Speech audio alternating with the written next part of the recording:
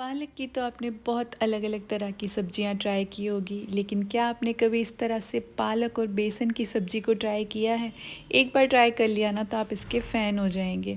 तो इस टेस्टी और हेल्दी सब्ज़ी को बनाने के लिए ये है कुछ बेसिक सी चीज़ें। 6-8 कलियां लहसुन की और एक हरी मिर्च को दरदरा कूट लिया है। एक बड़ा प्याज और एक बड़ा टमाटर लिया है जिसे बारीक कट कर लेंगे। और यहाँ पे मैंने पालक ली है, उसे बारीक कट करके अच्छे से वॉश कर लिया है। अब एक कढ़ाई में ना 2 बड़े चम्मच हम बेसन ले लेंगे। इसे ड्राई रोस्ट करना है, तेल के बिना ही हम इसे सेक लेंगे जब तक कि बेसन का कच्चापन निकल जाए, हल्की सी इसमें से खुशबू आने लगे ना। तो 1-2 मिनट देखिए इस तरह से कंटिन्यू चलाते हुए मैंने इसे सेक लिया है और अब इसे निकाल देंगे। अब कढ़ाई में 2 बड़े चम्मच जितना तेल गरम कर लेना है। उसमें 1 छोटा चम्मच जीरा डाल दें। जीरा जब चटकने लगे तो उसमें डाल दें आधा छोटा चम्मच हींग।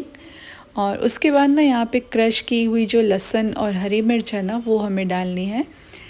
तो अच्छे से इसे भी सौटे कर लेना है जब तक इसका भी हल्का सा ब्राउन कलर आने लगे और कच्चापन इसका निकल जाए।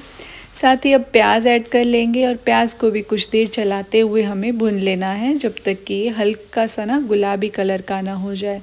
तो बहुत ज़्यादा प्याज को नहीं भुनना है। और प्याज टमाटर को ना आप बारीक कट करके ही डालिएगा।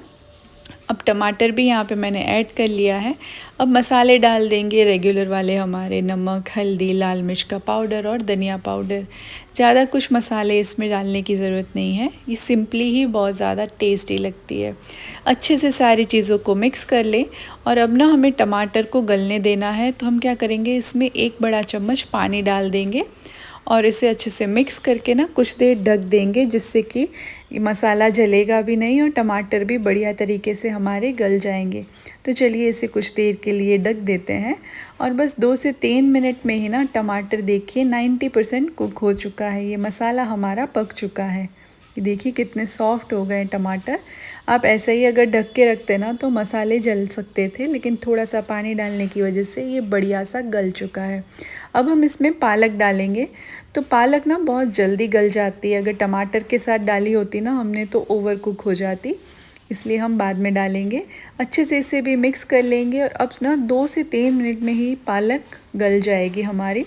तो कुछ देर फिर से इसे ढक देते हैं। और जब पालक गल जाएगी ना तब तक देखिए टमाटर भी जो 90% कुक हुए थे वो अब अच्छे से गल चुके हैं। तो अब हम क्या करेंगे, जो बेसन हमने रोस्ट करके रखा था ना वो इसमें ऐड करेंगे। और पालक और बेसन, लहसुन, इन सब की जो कॉम्बिनेशन होता है ना बहुत ही बढ़िया खुशबू आती है और टेस्ट तो इसका ना लाजवाब होता है। तो बेसन डालने के बाद अच्छे से मिक्स कर लीजिए इसे और फ्लेम को ना लो ही रखिएगा।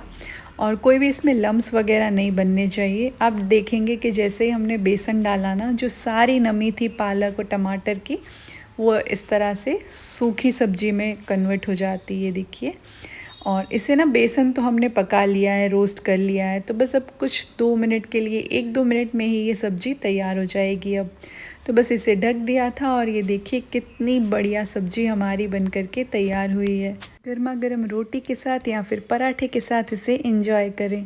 Thank you so much for watching and bye bye.